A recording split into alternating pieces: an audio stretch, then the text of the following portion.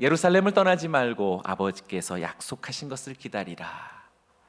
그러면 몇 날이 되지 못하여서 성령의 세례를 받을 것이다. 승천하시기 전 예수님께서 제자들에게 주신 약속이며 명령입니다. 그리고 이 약속을 기다리는 삶이란 언제고 오시려나 라고 그냥 무턱대고 세월을 기다리는 삶이 아닙니다. 그것은 정말 전심으로 하나님 앞에 기도하는 삶이라고 말할 수 있습니다. 장로님 기도하신 것처럼 정말 우리가 어떻게 기도가 성장하는지 지난주에 우리가 묵상했었는데요. 14절 마지막 9절 말씀 속에서 우리는 훌륭한 기도의 모범을 배울 수 있었습니다.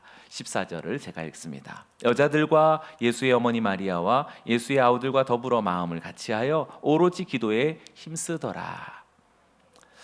무리들은 함께 모여서 기도했습니다. 더불어 기도한 연합의 기도였음을 보게 됩니다. 여러분 각자 기도하시는 것도 무척 중요하고 훌륭하지만 우리 어떻게 하든지 함께 모여서 기도하는 우리 모두가 되기 원합니다. 함께 모였다 하더라도 마음을 함께하는 것과는 또 다른 문제가 됩니다. 마음을 주시기 바랍니다. 정말 마음을 합하여서 기도하는 우리 성민 공동체가 되기 원합니다. 또 이곳에 있을 수 없다면 우리 온라인 지금도 많은 분들이 접속해 들어와서 예배 드리시는데요. 우리 함께 같이 마음을 모아서 기도한다면 그 기도에는 능력이 있는 줄로 믿습니다.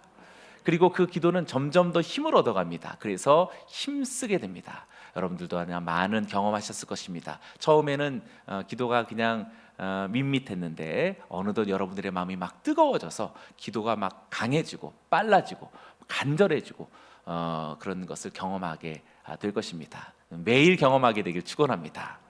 금요일마다 그렇게 우리가 기도를 훈련하는 우리 모두가 되기 원합니다. 마치 비행기가 이륙하는 것처럼 처음 서서히 움직이다가 함께하여다가 마음을 같이 두면서 기도하다가 어느새 전심으로 기도하면 이제는 어떤 비상이 있다라는 것을 알게 됩니다. 우리는 그렇게 비상이 있을 때 우리 방금 지호의 이름처럼 하나님의 뜻을 알게 되고 하나님의 마음을 알게 되는 그런 특별한 경험을 하게 됩니다. 그리고 예전에 몰랐던 하나님의 말씀도 새로운 눈이 떠지고 새로운 마음이 열려서 하나님의 말씀에 대한 새로운 깨달음을 경험하는 신비로움이 바로 기도가 가져다주는 능력이라고 말할 수 있겠습니다.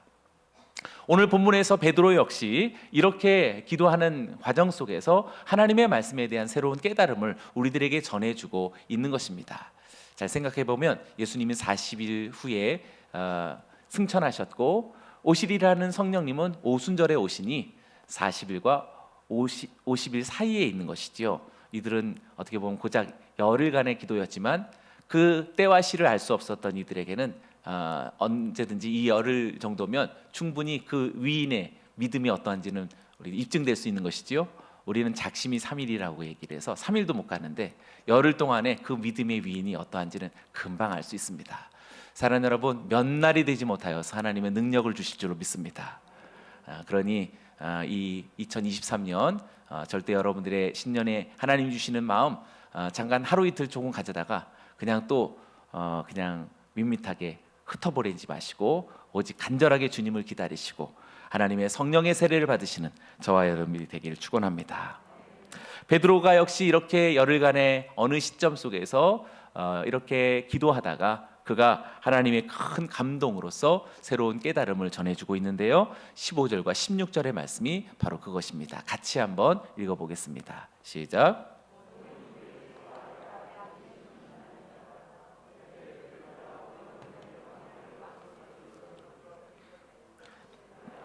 성령이 다윗의 입을 통하여 예수 잡는 자들의 길잡이가 된 유다를 가리켜 미리 말씀하신 성경이 응하였으니 마땅하도다. 함께 모여서 합심과 전심의 기도를 드리던 어느 시간, 어느 즈음, 어느 날 베드로가 이제 일어서서 하나님의 말씀에 대한 아주 간절한 깨달음을 전해주고 있습니다. 아마도 베드로는 시편을 가지고 기도하던 것으로 보여집니다. 여러분들 성지순례를 가보시면 아마 이렇게 이스라엘 성전 곳곳에서 기도하는 랍비들이나 유대인들을 많이 볼 것입니다. 그들이 기도하는 것을 잘 한번 관찰해 보시기 바랍니다. 그냥 뭐 우두커니 서서 기도하는 분들도 계시지만 그런 분은 몇몇 되지 않습니다. 대부분 다 이렇게 몸을 흔들면서 이렇게 기도하는 것을 보게 됩니다. 제가 여러분들을 참고하기 위해서 이렇게 하는 겁니다. 그리고 어떤 분은 아까 얘기한 것처럼 기도가 깊어져서 더 빨라집니다. 더 빨라지고 더 거의 어떤 사람은 이 성경이 거의 얼굴을 가릴 만큼 이게 붙어서 이렇게 기도하는 것을 보게 됩니다. 어떤 랍비는 굉장히 나이 든 수염이 긴 랍비는 마치 실신한 것처럼 이 성경을 가지고서 거의 몸이 구부러진 채로 이렇게 있는 장면도 가끔 발견할 수 있을 것입니다. 일종의 기도의 확률경 속에 있는 것이라고도 말할 수 있겠지요. 이렇게 그냥 조용히 기도하지 않습니다. 우리가 뭐 조용히 기도하는 것이 기도의 모범인 것으로 생각하지만 사실 유대인들의 기도는 그렇게 조용하지 않습니다. 이렇게 시편을 가지고 기도하던 베드로도 마치 그러한 모습으로 기도했을 것입니다. 베드로가 지금 묵상하고 있었던 성경 말씀은 시편 69편 즈음을 지나가고 있었던 것 같습니다. 그가 시편 69편에 머물면서 하나님이 주신 어떤 성령의 감동에 따라 몇 구절이 그의 마음에 사무쳤던 것으로 보여집니다. 오늘 지금 15절에서 16절에서 이야기한 것처럼 다윗의 입을 통해서 성령께서 고백하게 하신 시편을 지금 그의 깨달음으로써 전해주고 있는 것이지요. 베드로 시대에서 말하는 다윗의 시대는 1000년 전입니다. 1000년 전에 다윗의 노래한 시가 성령의 감동으로서 그 입을 통해서 고백한 시다라고 밝히고 있는데, 그 1000년 전의 시편이 지금 1000년 후 베드로의 시대 속에서의 그의 삶의 자리를 조명하고 그것을 이루어졌다라는 것으로서 지금 베드로가 다소 격앙된 마음으로서 흥분되어서 지금 이야기하고 있다라고 생각됩니다. 이 내용은 지금 예수 잡는 자의 길잡이 역할을 했던 가룟 유다에 대한 그러한 미리 예고하셨던 시편이었다라는 사실을 굉장히 흥분된 마음을 가지고서 지금 이야기하는 것이지요. 그것이 지금 성취된 것이다라고 밝히고 있습니다. 그 내용이 어떤 것인지 우리가 살펴보기 전에 먼저 지금 베드로의 이 짧은 고백 속에서 우리는 성경에 대한 아주 중요한 두 가지 그런 성경관을 확인해야겠습니다. 이미 다 알고 있는 것이지만 우리가 신년 정월 초하루 주일에 맞아서 하나님 우리들에게 아주 선명하게 확신하게끔 두 가지를 알려줍니다. 첫째는 성경은 성령의 감동으로 쓰여진 것이다. 할렐루야. 옆 사람들이 고백하십시오. 성경은 성령의 감동으로 쓰여졌습니다. 네, 그 말은 아예 의심 자체를 하지 말라는 것입니다. 의심이 아니라 내가 모르는 겁니다. 그냥 모른다라고 생각하시고 성경은 그냥 하나님의 말씀이요 영원한 진리의 말씀이다. 사람이 저자인 것 같지만 사실상 하나님 자신이 저자이다 라는 사실을 믿으시길 바랍니다. 아멘. 1년 내내 그 마음을 가지면 벌써 이 말씀이 얼마나 내 인생을 조명하는지를 밝혀주는 것입니다. 그래서 하나님의 사람들은 사실상 우리가 성경을 읽는 것 같지만 어느덧 성경이 나를 읽습니다. 내 삶을 읽고 내 과거를 읽고 내 미래를 밝히는 것이다라는 것을 보면서 깜짝 놀라게 되는 것입니다. 오늘 베드로가 지금 그것을 경험하고 있는 것입니다. 1000년 전의 저작이 지금 현재를 주목하고 막 밝히고, 그리고 지금 현재를 밝힐 뿐만 아니라 이제 이것은 오순절을 준비하는 말씀이 되니 미래를 밝히고 있는 것이요, 그 이후에 사도들과 교회들이 어떻게 행해야 될지, 어떤 삶을 살아가야 될지를 예고하는 말씀이라고 밝힐 수 있으니 벌써 하나님의 말씀이 과거와 현재와 미래를 지금 이끌고 있다는 것을 발견하게 됩니다. 할렐루야. 그래서 두 번째는 성경은 현재를 비추며 미래를 예언하는 말씀이다 라는 것을 알게 됩니다. 현재를 비추며 미래를 예언하는 것이 바로 하나님의 말씀입니다. 2023년 정월 초하루 오늘 현재를 밝히시는 하나님의 말씀일 뿐만 아니라 1년 내내, 아니 그 이후에 우리들의 미래를 하나님께서 예고하시고 그리고 이끌어 가시는 전능하신 주님의 말씀인 줄로 믿습니다. 할렐루야. 이렇게 1000년의 세월을 넘나들면서도 언제든지 과거와 현재와 미래를 조명하고 계시는 하나님의 말씀인 것을 오늘 우리들에게 이야기하고 있는데요, 여기서 우리가 특별히 주목해야 될 것은 지금 오순절 성령의 세례를 기다리고 있는, 물론 그들에게는 오순절에 성령의 세례가 있을 것인지는 모르는 일이지만, 그러나 성령을 기다리고 있는 제자들에게 있어서 성령을 기다림에도 불구하고 오늘 16절 말씀에 형제들아 성령이 다윗의 입을 통하여서 예수 잡는 자들의 길잡이가 된 유다를 가리켜 미리 말씀하신 성경이 응하였도다 라고 그렇게 말하고 있습니다. 지금 베드로는 성령의 존재를 알고 있고 성령의 역할이 있다는 것을 알고 있고 이미 성령의 존재와 역할이 천년 전 다윗에게도 함께했고 그의 시편에 영향을 미쳤던 것이 바로 성령님이시다라는 것을 알고 있는 것이지요. 그런데 중요한 것은 그들은 성령의 세례를 기다리고 있다라는 이런 신비로움입니다. 그런데 더 이상 신비롭지 않습니다. 우리도 마찬가지지요. 여기 있는 저와 여러분들도 이미 성령의 세례를 받고 성령의 내주 교통하심이 저와 여러분들에게 있는 줄 믿습니다. 그러니 오늘 이 자리에서 예배드리는 것이지요. 예수를 주라 고백할 수 있음도 성령이 우리 가운데 거하시는 것이라 말할 수 있습니다. 그러나 중요한 것은 성령께서 거하시는 것으로 그리고 함께하는 것으로 그것을 이해하고 믿는 것으로 그치지 말고 성령의 세례를 받으라 라고 하는 것은 하나님의 새로운 역사, 새로운 일을 위하여서 부어주시는 새로운 하나님의 성령의 각성, 하나님의 놀라운 성령의 그런 통치를 받으라는 그런 의미가 됩니다. 저는 이미 성령의 세례를 받고 또 예수 그리스도를 믿고 또 주님의 자녀가 됐고 제자가 됐으며 심지어는 목회자가 됐습니다. 그런데 오늘 이 자리에 담임 목회의 직으로서 설 때 이전에 있었던 성령의 그런 감동이나 은혜대로 있을 수 없습니다. 하나님께서 새 일을 이루실 것이니 하나님의 성령의 새로운 부으심이 있어야 하겠지요. 아멘. 그러니 하나님의 성령의 새로운 역사, 기름 부으심, 새로운 불같은 하나님의 역사를 저는 기다리고 그것을 바라고 기도하는 것입니다. 여러분들도 마찬가지지요. 새해가 되었습니다. 이전과 같은 똑같은 삶을 반복해서 살아가는 삶을 꿈꾸는 사람이 어디 있겠습니까? 새로운 일, 새로운 소망, 새로운 비전, 새로운 역사를 기다릴 때 그 일을 감당할 수 있을 만한 성령의 새로운 부으심이 여기 있는 저와 여러분들에게 있게 되길 축원합니다. 그러니 성령에 관하여서 알고 이해하는 것으로 멈추지 마시고 성령을 체험하시고 성령의 새로운 역사에 이끌려가는 저와 여러분들이 되길 원합니다.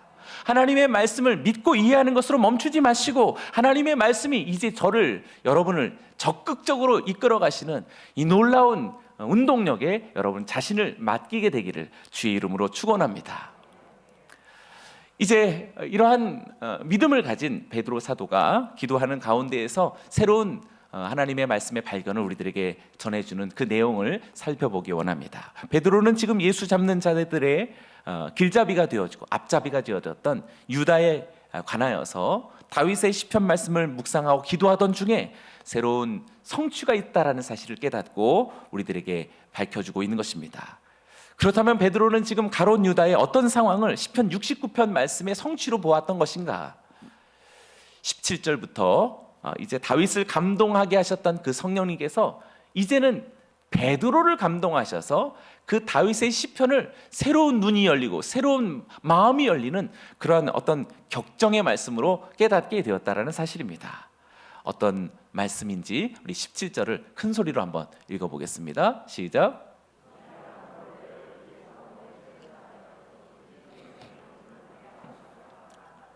이 사람 가롯 유다는 본래 우리 수 가운데 참여한 이 직무의 한 부분을 맡았던 자다라고 말하면서 지금 짧은 구절이지만 베드로가 어떤 것에 지금 주목하고 있는지 확연하게 한 단어가 눈에 들어오죠. 바로 직무입니다. 디아코니아. 이 직무를 맡았던 자다라고 하면서 지금 베드로의 무엇이 마음이 지금 중심되고 있는지를 발견하게 됩니다. 가롯 유다는 12사도 중에 하나인데 직무를 맡았던 자이지요. 어떤 직무입니까? 우리가 잘 아는 것처럼 돈궤를 맡았던 자다라고 다른 성경을 통해 알고 있지요. 일종의 회계 역을 맡았다라고 말할 수 있겠습니다. 오늘 회계를 맡으신 분들은 특히 주의하시기를. 네, 재미있게 얘기한 건데요. 직무를 맡았던 자라고 말합니다. 그런데 중요한 것은 그가 죽음으로 인하여서 이 직무, 이 디아코니아가 지금 상실되었다라는 이 사실이 대단히 중대한 사안이다라는 것을 지금 기도 중에 깨달았던 것입니다. 베드로가 왜 유다의 죽음보다 그의 직무가 중요하게 여겨졌는지 지금 사도행전 자체가 우리들에게 힌트를 주고 있습니다. 18절과 19절 다음 두 구절이 우리들에게 아주 놀라운 힌트의 역할을 하고 있는데요. 그래서인지 괄호로 묶여 있는 것을 여러분들 성경을 볼 수 있을 것입니다. 주목해서 잘 보지 못하실 수도 있겠는데, 지금 28절과 19절은 베드로의 말도 아니고 다른 주변 사람들의 말도 아니라 사도행전의 저자가 직접 해설을 붙여놓은 것이다 라고 말할 수 있겠습니다. 사도행전의 해설로서 지금 가룟 유다의 죽음의 정황을 우리들에게 설명해주고 있는데, 지금 이 묘사는 단순한 사건 묘사가 아니다라는 것을 우리는 알게 됩니다. 지금 그것을 우리가 나누고자 하는데요. 지금 가로로 묶여 있는 것은 원래 헬라어 원전 성경에는 가로로 묶여 있지 않지만 고대 오랜 교회 역사 속에서 교회가 이것을 주목하라고 괄호를 묶은 것이 대부분의 많은 성경이 따르고 있습니다. 우리 한글 성경도 이렇게 괄호를 묶고 있는데요.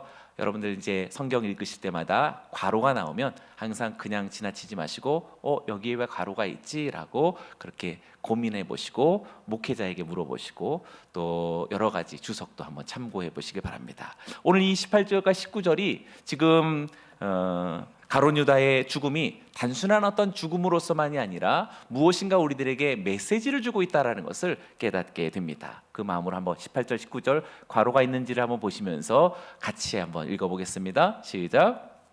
이 사람이 불의의 삭스로 밭을 사고 후에 몸이 곤두박질하여 배가 터져 장자가 다 흘러나온지라.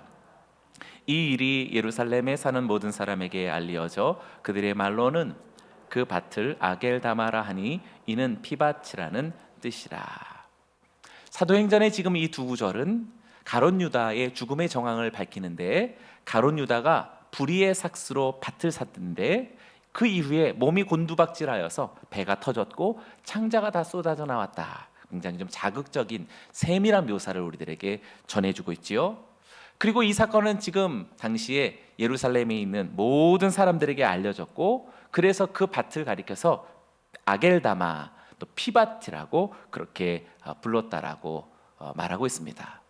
특별히 여기서 아겔다마 아람어를 피밭이다라고 하는 헬라어로 지금 번역해서 이야기해주고 있는 것조차도 이 괄호 사도행전의 해설이 당시대 베드로가 지금 이야기하고 있는 그 사람들에게 초점이 있는 것이 아니라, 왜냐하면 베드로가 지금 아람어로 막 설교를 하고 있었으니까 아겔다마라는 말을 굳이 해석해 줄 필요는 없거든요. 그런데 여기서 피밭이다라고 우리들에게 해설해주고 있는 것은 여기 있는 저와 여러분들을 위한 것이지요. 벌써 성경은 여러 독자층을 막 뛰어넘고 있는 것입니다. 지금 2000년 전에 있었던 그 사실의 목소리가 지금 2023년 우리들의 귓가에 하나님의 성경으로 목소리로 들려오고 있는 것이죠. 할렐루야. 그런데 지금 이 유다의 죽음에 대한 기록이 왜 의미 있기에 이렇게 괄호로 묶어 있는지는 우리가 성경 읽기를 많이 하신 분들은 아마 자연스럽게 좀 짐작할 수 있으리라 생각됩니다. 지금 유다의 죽음에 대한 기록이 이거 비슷한 기록이 어디도 있었는데 라고 생각하실 수 있다는 것이죠. 바로 마태복음입니다. 가룟 유다의 죽음에 대한 것은 오직 사도행전 지금 이 구절과 마태복음 한 곳에서만 언급하고 있는데, 이 두 가지의 내용이 이렇게 좀 많이 다르기 때문에 기억할 수 있는 것입니다. 마태복음이 있었다는 것을 알고 그 내용이 서로 다르다라는 것을 지금 짐작하신 분은 매우 훌륭한 분이다라고 칭찬해드리고 싶습니다. 내년 이맘때는 다 그런 것을 알게 되시기를 축원합니다. 내용을 한번 보실까요? 마태복음 27장 5절에서 8절의 내용이 지금 가룟 유다의 죽음을 우리들에게 보도해주고 있는 내용입니다. 제가 읽어봅니다. 눈으로 한번 따라와 보시기 바랍니다. 유다가 은을 성소에 던져놓고 물러가서 스스로 목매어 죽은지라. 대제사장들이 그 은을 거두며 이르되 이것은 핏값이라 성전고에 넣어둠이 옳지 않다 하고 의논한 후 이것으로 토기장이의 밭을 사서 나그네의 묘지를 삼았으니 그러므로 오늘날까지 그 밭을 피밭이라 일컫느니라. 지금 그냥 막 빠르게 읽어버리면 아까 사도행전과 마태복음에 유사한 단어, 똑같은 단어들이 계속 많이 나와서 피밭, 또 뭐 아겔다마, 또 삭스로 밭, 뭐 이런 말들이 계속 나와서 뭐 같은 내용인가 보다라고 그렇게 생각할 수 있겠지만 사실상 내용이 많이 다릅니다. 지금 마태복음에서 말하는 유다의 죽음은 이렇습니다. 유다는 지금 예수를 밀고 한 대가로서 은 30을 받았는데 어떤 연고인지 그것을 가져다가 성소에서 던져놓고 물러가서 스스로 목숨을 끊었다라고 그렇게 자살했다라고 밝히고 있습니다. 그런데 대제사장들은 유다가 두고 간 그 은을 그 그것을 핏값이라고 말하여서 성전고에 두는 것은 부정한 것이다라고 그렇게 판단합니다. 그래서 그것을 가지고 토기장이의 밭을 사서 나그네의 공동묘지로 삼았다라고 그렇게 말하고 있습니다. 그리고 그것은 오늘날까지 그 사람들에게 다 알려져서 그 밭을 피밭이라고 그렇게 일컫게 되었다라는 그런 증언입니다.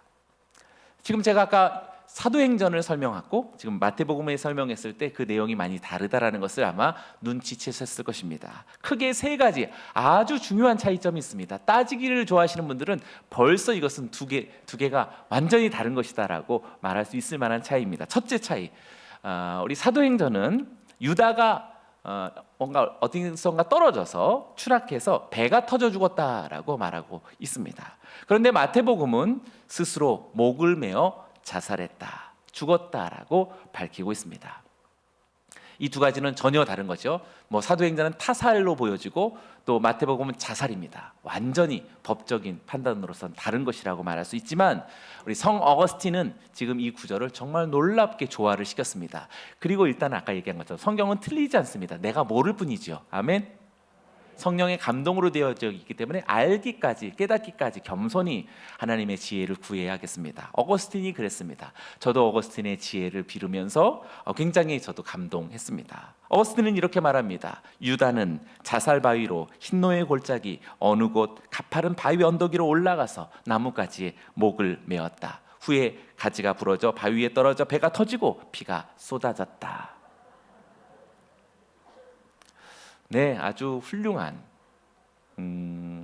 어거스틴의 그런 두 성경의 조화입니다. 저도 아주 탁월하게 그 조화를 받아들이고 명쾌해졌습니다.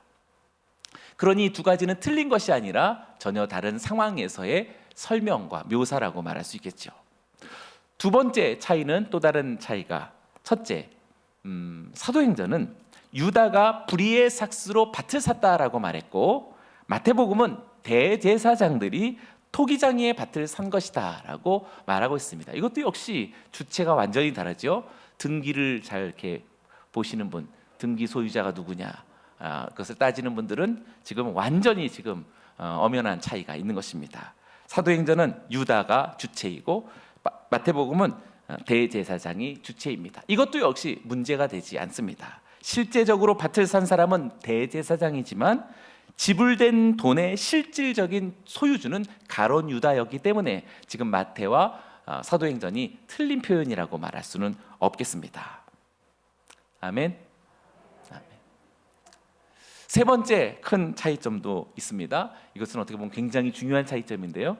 사도행전은 아겔다마가 피밭이라고 하는 그렇게 이름이 붙였던 이유는 유다의 배가 터져 피가 쏟아졌기 때문에 유다의 피 때문에 그 밭을 피밭이라고 이야기했던 것이고 마태복음은 바로 예수의 무죄한 피를 판 것이기 때문에 결국 예수의 피값이라는 예수의 피 때문에 피밭이다라고 말하는 것이죠. 완전히 다른 것이죠. 예수의 피와 유다의 피가 어떻게 비교가 될 수 있겠습니까? 네. 비교가 안 된다고 해주시죠? 그렇죠.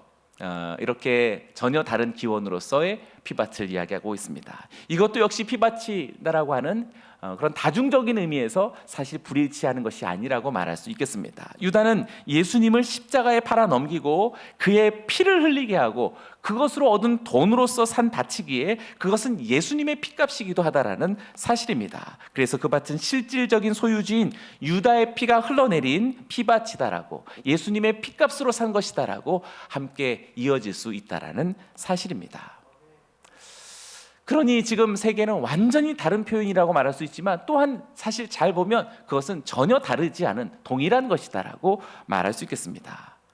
그럼에도 불구하고 지금 이 세 가지는 원인과 결과가 서로 엇갈려 가고 있다는 사실을 부인할 수 없습니다. 유다는 스스로 목을 맨 것인가 아니면 누군가에 의해서 배가 터져서 죽은 것인가? 유다가 산 밭인가 아니면 대제사장이 산 밭인가? 유다가 흘린 피인가 아니면 예수께서 흘리신 피인가? 이렇게 계속 원인과 결과가 엇갈려 가고 있다는 사실입니다. 잘 생각해 보면 이 문제는 지금 마태복음과 또 사도행전의 신앙 문제가 아닙니다. 사실 우리들이 매일 경험하고 있는 일상의 문제하고 아주 연관되어져 있다라는 사실입니다. 어쩌면 지금 오늘 정월 초하루 주일에 예배드린 여러분들에게 어제 또 그제 또 이 즈음에서 여러 가지 이제 마음 상하는 문제로 인하여서 평행선을 긋고 있는, 엇갈리고 있는 그런 경험을 가지고 이 자리에 오신 분이 계실 것입니다. 남편과 아내가 그렇습니다. 남편은 이러하다라고 아내에게 불평을 토로합니다. 그러나 그 소리를 듣는 아내는 전혀 억울한 소리를 지금 하고 있습니다. 그 이야기를 듣는 남편은 더 화가 납니다. 그래서 이러한 갈등은 사실상 평행선처럼 보여집니다. 누가 원인이고 무엇이 결과인지 두 사람의 입장이 전혀 다른 그러한 궤를 가지고 있습니다. 우리들의 자녀들과 부모의 대화도 역시 마찬가지입니다. 부모는 우리 자녀들은 부모 때문이다라고 그렇게 막 어깃장을 놓습니다. 부모 때문에 내가 이렇게 되었다라고 굉장히 무례할 만큼 그렇게 자신의 혈기를 드러냅니다. 그 소리를 듣는 부모는 정말 이게 화가 나서 견딜 수가 없습니다. 여기까지 키워줬더니 지금 이런 얘기를 한다라고 그렇게 응수할 수 있습니다. 그래서 거친 말을 쏟아냅니다. 그러면 자녀는 더욱더 그 말에 상처를 입고 더 그의 주장, 그의 감정을 강화시킵니다. 영원한 평행선처럼 보여집니다. 어찌 부모와 자녀, 또 부부의 문제, 가정 안에서 일어나는 문제일 뿐이겠습니까? 우리들의 공동체 안에도 이러한 일들은 크고 작게 계속되고 있습니다. 어쩌면 10년째 계속되고 아니면 벌써 30년째 그건 그냥 그래라고 하면서 체념해버리고 그냥 거리를 두고 살아가고 있는지도 모르겠습니다. 이것은 공동체뿐만 아니라 한 나라와 또 이 세계 안에서도 공존하고 있습니다. 이 남한과 북한의 그러한 사고와 방식은 전혀 달리 어긋나고 있음을 우리는 보게 됩니다. 그렇다고 해서 체념하거나 그렇다고 해서 그냥 단절한 채 살아가는 것은 그냥 불구로 살아가겠다라는 것밖에 되어지지 않습니다. 지금 사도 베드로의 하나님의 성령에 감동되어진 하나님의 말씀의 새 발견은 지금 그에게 유다의 죽음이 중요한 것이 아니라 유다가 지금 가지고 있었던 그 직무가 유실된 상태 속에 있을 수 없다라는 사실에 큰 감동에 사무쳐서 지금 연설을 하고 있는 것입니다. 기도한 후에 영감에 찬 베드로의 주장을 돌아보십시오. 직무의 하나를 맡았던 12사도 중에 하나가 죽었습니다. 그러나 베드로에게 있어서 중요한 것은 유다의 죽음이 아니라 유다가 가지고 있었던 디아코니아였습니다. 신적 그 디아코니아가 지금 유실된 상태 속에 있다라는 사실을 밝히고 있는 것이지요. 마태복음의 입장이 되었든지 사도행전의 입장이 되었든지 그것은 서로 어긋나고 있는 불일치가 아니라 사실 동일한 것이다라는 것을 지금 깨닫고, 중요한 것은 그로 인하여서 지금 멈춰 있는 유다의 직무가 다시 회복되어야 된다는 사실을 강하게 도전을 받아서 지금 설교하고 있는 것이라고 말할 수 있습니다. 그런 의미에서 우리는 잘 알고 있습니다. 하나님은 죽은 자의 하나님이 아니시오 산 자의 하나님이시다라고 성경은 증언하고 있습니다. 죽은 상처에 대한 원인과 문제가 무엇인지 계속 우리는 갈등합니다. 계속 분쟁합니다. 계속 다툽니다. 계속 따집니다. 그래서 마음이 상합니다. 점점 더 거리를 둡니다. 서로 얼굴을 보지 않습니다. 그러면서 10년을 살고 20년을 살면서 중요한 것은 그 문제가 아니라 그 문제를 당한 정작 그 사람이 간직한 신적 디아코니아가 여전히 답보 상태에 있다라는 사실입니다. 죽은 상처에 관한 문제와 원인과 결과를 해석하기 위해서 여전히 섬김과 봉사와 직무의 디아코니아가 상실되고 잃어버린 채로 둘 수 없다라는 사실이 지금 베드로의 감격 속에서 오늘 우리들에게 들려오는 것입니다. 생각해 보십시오. 아버지의 약속을 기다리는 자, 성령의 세례를 기다리는 자, 그래서 약속을 기다리면서 기도하는 자, 함께 또 합심으로 또 전심으로 기도하는 자에게 있어서 죽은 것을 매만지고 있고 지난날의 옛 것을 다시 들추어내서 이것이 그러한가 저것이 그러한가 싸움과 갈등과 분쟁 속에 있다는 것은 전혀 어울리지 않는 것이라고 말할 수 있겠습니다. 여기는 저와 여러분들에게 죽은 하나님이 아니시오 산자의 하나님이심을 굳건히 붙잡고 2023년 이 새해에 정말 여러분들에게 놀라운 하나님의 새로운 직무가, 새로운 사역이 다시 펼쳐지게 되기를 주님의 이름으로 축원합니다. 이제 기도 중에서 살아난 그러한 말씀의 능력을 지금 베드로가 선포하고 있는데요. 그 말씀을 우리도 함께 같이 선포하기 원하는데 20절의 말씀을 큰 소리로 같이 읽어보겠습니다. 시작. 그의 거처를 황폐하게 하시며 거기 거하는 자가 없게 하소서 하였고 또 일러스되 그의 직분을 타인이 취하게 하소서 하였도다. 베드로는 지금 기도 가운데 묵상했던 시편 두 편의 말씀을 지금 우리들에게 인용하고 있습니다. 하나는 시편 69편 25절의 말씀이요, 그들의 거처가 황폐하게 하시며 그들의 장막에 사는 자가 없게 하소서. 또한 시편 109편 8절의 말씀입니다. 그의 연수를 짧게 하시며 그의 직무를 타인이 빼앗게 하시며. 아까 같이 이렇게 막 말씀을 읽고 또 암송하면서 지금 이 두 구절에 딱 무엇인가 하나님의 음성을 듣게 된 것이지요. 시편 69편 25절은 다윗이 원수들의 거처와 장막을 심판해 달라라고 하는 그러한 간절한 호소를 담은 시편입니다.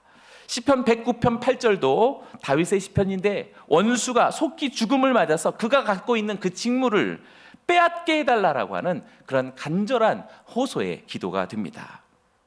지금 이 구절들은 하나님의 사람들을 박해하는 원수들의 최후를 가리키는데 사용되었던 그런 시편이 됩니다. 베드로는 지금 그것을 유다의 사례로서 적용하고 있는 것이지요. 베드로는 지금 유다의 사례로서 확신했을 때 지금 많은 사람들 앞에 이 성경을 낭독하면서 그냥 밋밋하게 읽지 않았을 것입니다. 제가 한번 해보죠. 그의 거처를 황폐하게 하시며 거기 거하는 자가 없게 하소서. 또 그의 직분을 타인이 취하게 하소서. 여러분 이렇게 시편이 말했습니다라고 하지 않았을 것입니다. 뭔가 격앙되어지고 흥분되어진 말씀을 갖고 그의 거처를 황폐하게 하소서, 거기 거하는 자가 없게 하소서, 그의 직분을 타인이 취하게 하소서. 다윗의 시편에 이렇게 기록되었도다. 그렇게 지금 아마 베드로가 이야기했었을 것입니다. 여기서 말하는 그의 직분, 그의 거처, 여기서 말하는 그가 누구일까요? 우리 언뜻 듣기에는 가룟 유다처럼 보여집니다. 그러나 사실상 가룟 유다가 아닙니다. 왜? 가룟 유다는 이미 죽은 자이기 때문에 그렇습니다. 죽은 자의 거처를 황폐하게 해달라는 말이 무엇입니까? 부관 잠시입니까? 죽은 자를 또 죽이라는 얘기입니까? 하나님의 시편이 그렇게 적용되어질 일은 없겠죠. 겉으로는 가룟 유다인 것 같지만 사실상 가룟 유다 배후에 이미 가룟 유다를 삼킨, 가룟 유다를 장악한, 가룟 유다를 완전히 압제한, 그런 죽음으로 멸망케 한 그 무엇이 있다라는 것을 우리는 알게 됩니다. 그것은 유다를 삼켰던 마귀요 사탄인 것이며 유다를 죽음으로부터 그의 직무를 빼앗은 악한 영들이다라는 것을 알게 됩니다. 생각해 보십시오. 어둠의 영들이, 어둠의 세력들이 원하는 것은 유다의 목숨이겠습니까? 12사도 중에 한 사람으로서 그가 가지고 있는 그 신적 직무로서의 디아코니아이겠습니까? 생각해 보십시오. 이혜영 목사라고 하는 목숨이 뭐가 그렇게 중요하겠습니까? 악한 영들에게. 제가 가지고 있는 하나님을 대리하고 하나님께서 위임되어진 그 신적 디아코니아를 월등히 수행해 가면 할수록 어둠의 세력들은 더욱더 분노하고 더욱더 이를 갈며 어떻게 하든지 그것을 제거하려고 노력하겠지요. 목숨을 빼앗음으로써 얻을 수 있는 본질적인 악한 세력들이 원하는 그 대상은 신적 디아코니아가 된다라는 사실입니다. 그렇다면 이제 우리 각자에게 물어보기를 원합니다. 여러분들의 거처를 차지하고 있는 진짜 주인은 누구입니까? 여러분의 삶의 장막에 정말 주인 노릇하고 있는 그 실체는 누구입니까? 여러분들의 세월과 시간을 지금 누가 지배하고 있습니까? 나는 내가 살아가고 있다라고 말하지만 오늘 하나님의 말씀을 통해서 삶을 비추시는 그 마음을 떨리는 듯이 지금 베드로가 그렇게 고백하고 있는 것처럼 우리도 그렇게 보아야 한다라는 사실입니다. 누가 여러분들의 생명을 목매게 했습니까? 누가 여러분의 인생을 꼬꾸라뜨리게 했습니까? 누가 여러분들의 피를 흘리게 했습니까? 여러분들의 삶을 누가 피바치오 공동묘지가 되게 하려는 것입니까? 아무도 그렇지 않다라고 말하는 것은 마치 마태복음과 사도행전의 싸움과 같습니다. 이것이냐 저것이냐 라고 하는 것과 같습니다. 누가 여러분들의 시간을 지배하고 조종하고 있습니까? 누가 여러분들의 소명과 우리들에게 주어진 사명에 관하여서 그것은 잠깐 멈출 수도 있고 잊을 수도 있고 잠깐 바쁘면 하지 않을 수도 있는 것이다라고 그렇게 대수롭지 않게 여기라고 했습니까? 오늘 그것에 대한 하나님의 말씀을 지금 베드로가 가슴 떨리듯이 발견했다라는 사실입니다. 그래서 베드로는 이렇게 선포했던 것이지요. 베드로의 말씀 선포를 다시 기억하기 원합니다. 그의 거처를 황폐하게 하소서, 거기에 거하는 자가 없게 하소서, 그의 직분을 타인이 취하게 하소서. 다시 잃어버린 것을 되찾으려는 베드로의 강한 목소리의 호소가 느껴집니다. 우리도 베드로처럼 우리의 삶을 비추는 하나님의 말씀을 따라 우리가 잃어버린 것들을 되찾아야 하지 않겠습니까? 그래서 우리도 이렇게 선포할 수 있겠습니까? 선포할 수 있겠습니다. 원수들의 거처를 황폐하게 하소서. 큰 소리로 하면 선포합니다. 원수들의 거처를 황폐하게 하소서. 또 한 번 선포합니다. 원수들이 거하지 못하게 하소서. 마지막 선포합니다. 원수에게 빼앗긴 직분을 되찾게 하소서. 아멘. 우리는 이렇게 자신에 관하여서, 우리 자녀들에 관하여서, 남편과 아내에 관하여서, 또 우리 가정에 관하여서, 우리 공동체에 대하여서, 또 이 나라와 이 민족에 대하여서 그동안 원수들에게 빼앗긴 거처가 이제 원수들이 자신들의 터전으로 삼고 있는 그 터전이 황폐하게 되게 해주십시오 라고 우리도 다윗처럼 베드로처럼 기도하고 선포해야 할 줄로 믿습니다. 그리고 그곳에 더 이상 어둠의 영이, 그리고 이 사망의 영들이, 죽음의 세력들이 더 이상 거하지 못하게 하소서. 할렐루야. 그리고 잃어버렸는지도 모르고 빼앗겼는지도 모르는 채 살아온 하나님께서 우리에게 위임하신 거룩한 사명, 거룩한 직분을 다시 되찾게 하여 주시옵소서. 그렇게 선포하고 고백하는 2023년의 모든 나날들이 되어지기를 주님의 이름으로 축원합니다. 다시 되찾을 것입니다. 다시 회복할 것입니다. 다시 하나님 앞에 영광스러운 하나님의 성도들이 되어질 것입니다. 우리 하나님께 영광의 박수 올려드립니다.